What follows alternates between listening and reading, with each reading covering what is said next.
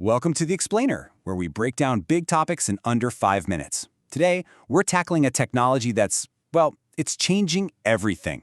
Generative AI. Let's get straight to it. All right, let's start with what seems like a really simple but honestly kind of poetic request, one that was made to a machine. So yeah, this was a real prompt given to an AI. And the result?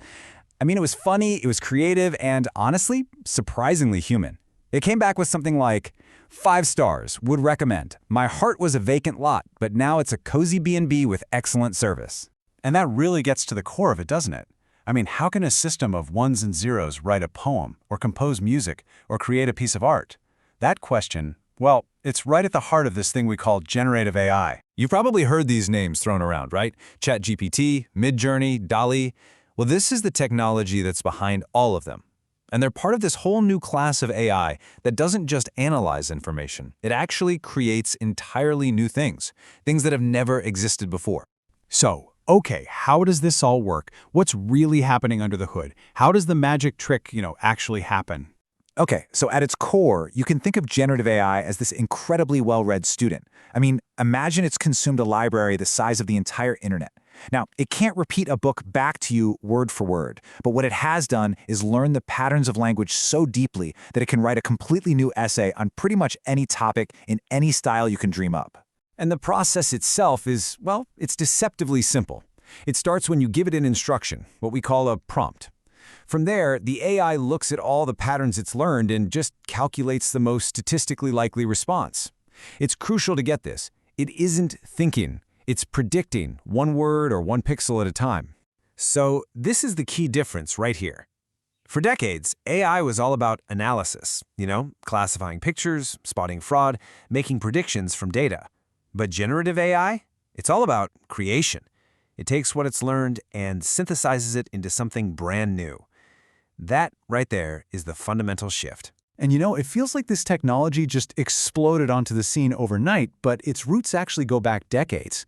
The real turning point, though, the big moment, was 2017. That's when a research paper from Google introduced the transformer architecture.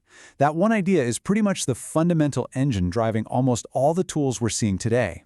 Okay, so now that we have a sense of the how, let's get into the where. This technology is definitely not just theoretical anymore. It's being applied practically everywhere. So in creative fields, it's really acting like a new kind of collaborator. Think about it. An artist can generate dozens of concept sketches in minutes. A marketer can draft 5 totally different email campaigns just like that. It's even being used to dub films, letting an actor's own voice speak a completely new language. So it's not really about replacing creativity, it's more about multiplying it. And the impact in science and technology is just as profound. Instead of just analyzing data, it's now actively participating in discovery. It's suggesting new drug combinations for medical research, it's generating and optimizing code for developers, it's even designing better computer chips. It's becoming a tool that actually accelerates the pace of innovation itself. But of course, a tool this powerful, it's not all just about opportunity. It also comes with some pretty significant challenges and risks, and it's really important that we understand them. On the one hand, the promise here is immense. Just think of all the repetitive tasks that can be automated, all the complex information that can be summarized in seconds, all the advanced creative tools that are now accessible to millions of people.